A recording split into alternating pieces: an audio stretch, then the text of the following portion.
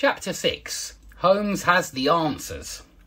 On the train back to London, Holmes told us the story behind the mystery, and the time went very quickly.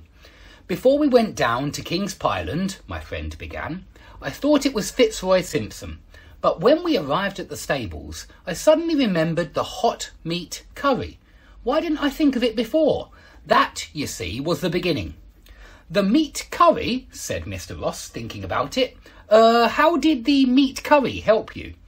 Do you know the taste of opium? Holmes said. No. Well, it's not a very strong taste, but it's there. You can taste it in most food, but not in curry. Curry has a very strong taste, stronger than opium. So the killer says, I need a night when the dinner is a meat curry. Then Ned Hunter can eat his dinner happily, without the taste of opium, and go to sleep. But did Fitzroy Simpson know that curry was the dinner on Monday night? Of course not. How could he? He didn't make the dinner. He was a stranger at King's Pyland. He knew nobody in the trainer's house. So we forget Simpson and we think again. Who knew about the curry before dinner on that Monday night? John Straker and his wife, I said, and the servant. Right, Watson. And so, on to the next question, about the dog. We know there was a dog in the stables that night because Ned Hunter took the dog out when Simpson was there.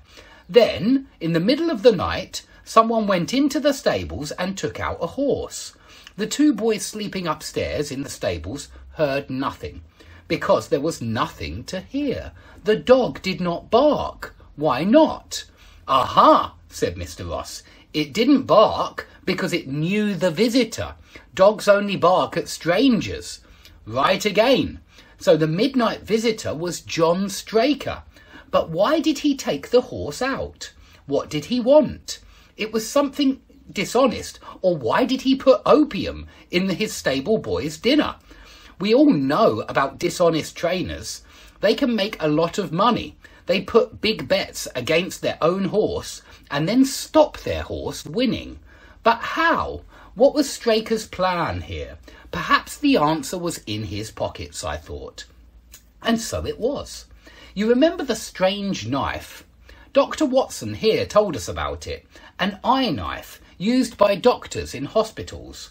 With a knife like this, you can make a cut, a very, very small cut, in the tendon. Yeah, the tendons join together your joints in your arms and legs and fingers. Yeah, the tendons, they join together your limbs.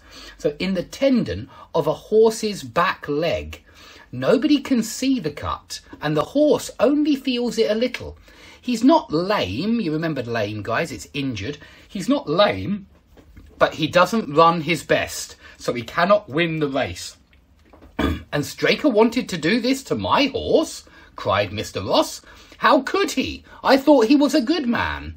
No, said Holmes, he wasn't a good man, or a careful one. No horse stands quietly when a knife goes into its back leg.